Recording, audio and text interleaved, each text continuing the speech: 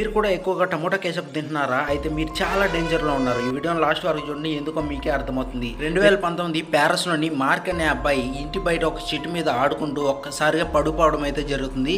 పడిపోయిన వెంటనే అతని కాలికి ఒక చిన్న దెబ్బ అయితే తగులుతుంది. తమ పేరెంట్స్ కూడా ఏముందిలో ఒక చిన్న దెబ్బే కదా అని ఊరుకుంటారు. ఆ తర్వాత ఒక 2 months తర్వాత ఈ దెబ్బ తగ్గడమే కాకుండా ఇది ఇంకా చాలా పెద్దదిగా అవడం అయితే జరుగుతుంది. ఆ తర్వాత వాళ్ళ పేరెంట్స్ ఒక డాక్టర్ దగ్గరకు తీసుకువెళ్తారు. డాక్టర్ అన్ని టెస్టులు చేసి డాక్టర్ ఆ పిల్లవాడికి షుగర్ వ్యాధి ఉందని చెప్తాడు. ఇంత చిన్న పిల్లవాడికి ఆ షుగర్ వ్యాధి ఎలా వచ్చిందని విచారణ చేసి డాక్టర్ మైండ్ పోయింది. ఎందుకంటే ఈ పిల్లవాడు ఏ స్నాక్స్ లోకైనా కూడా చాలా ఎక్కువగా టమోటా కెచప్ అనేది వేసుకొని తినడం అయితే జరుగుతుంది.